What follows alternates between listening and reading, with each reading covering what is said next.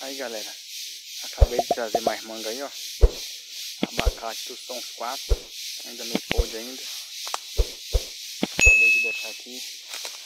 Eu ia vir hoje de manhã aqui fazer umas gravações aqui, só que não deu. Amanheceu meio chovendo.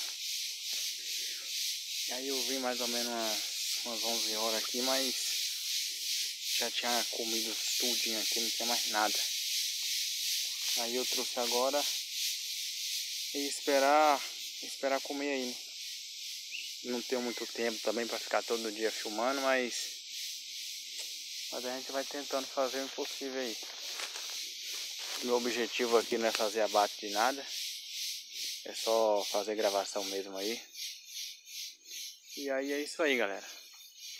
Tamo junto aí, deixa seu joinha lá, não se esqueça de se inscrever.